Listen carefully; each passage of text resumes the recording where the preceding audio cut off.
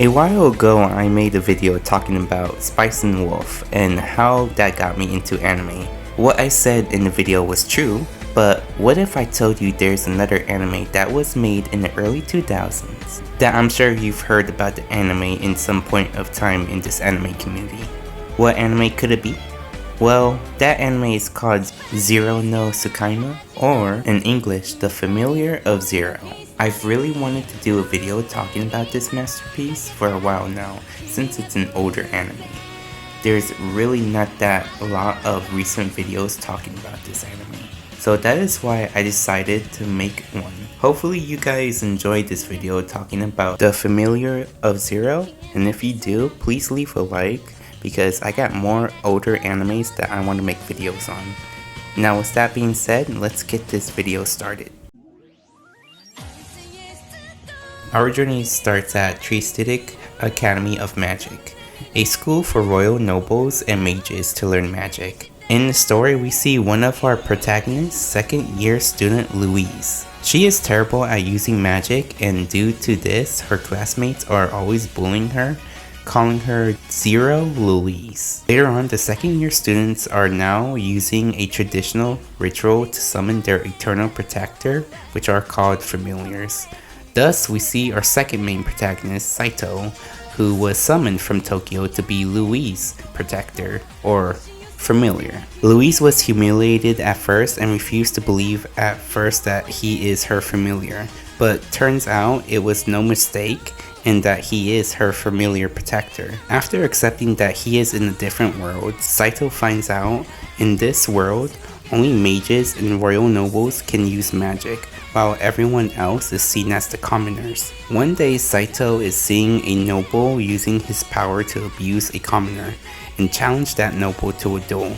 Saito was no match for the noble at first, but when he got his hands on the sword, he gained a mysterious power that he used to defeat the noble in a duel. Throughout the story, Louise and Saito's relationship grows, while they face many more problems and challenges along the way. How is that? Well, I guess you have to watch the anime and find out.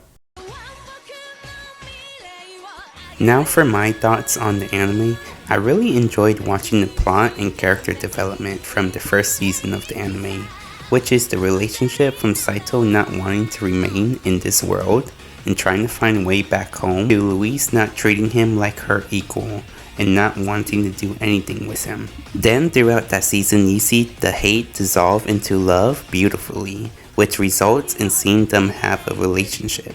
And when you see that first kiss scene, it felt so special, like a cherry on top of how much of that character development hits you. That's also not mentioning how good the openings are from the first season to the fourth. The openings felt so energetic whenever they're playing that you get a wave of energy passing through you. Yet at the same time, you feel this calming, warm love poet from the opening. I mean, if you look at the names of the openings, you shouldn't be too surprised since they're called First Kiss, I Say Yes, You're the One, and I'll Be There For You. But still amazing openings that I'm sure you'll always remember. Now with that being said, the only things I did have a little problem with is how they handled the progression of the story throughout the second season, third, and fourth season.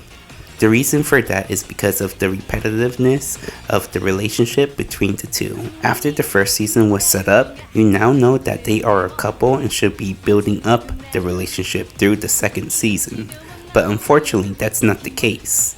They go right back to the same position that we were in during the first season and reusing the same comedy like they used in the first season. It mostly stays like this up until the fourth season, for me at least. There is also a love triangle that is strongly hinted throughout the seasons, from season 2 to season 4, and it sometimes throws me off a little, but other than that, I really enjoyed this journey. This anime is very dear to me because I remember watching this when I got into anime. With that being said, I can see some people enjoying it and some people may not. It just really depends on your expectations. If you enjoy comedy romance anime with a little bit of character development, then you'll find this anime enjoyable. If you like strong romance character development, then you may not like this anime, or like the anime but may be annoyed with the episodes throughout the series. Again, my tip for you is to watch this anime open-minded and not have any expectations or too much expectations when watching this anime.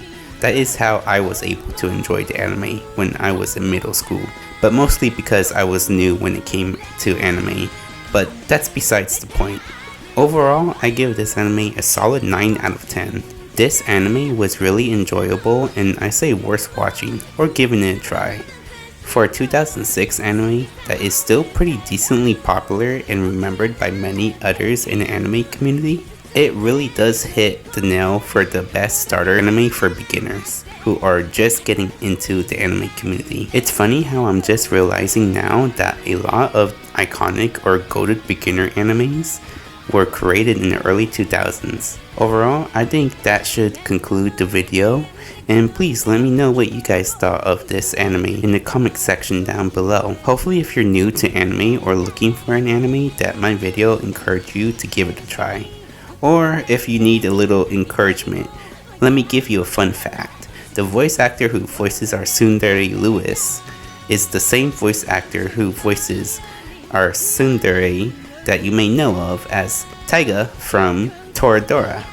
Crazy, right? Anyways, enjoy the rest of your day, guys, and see you on the next one.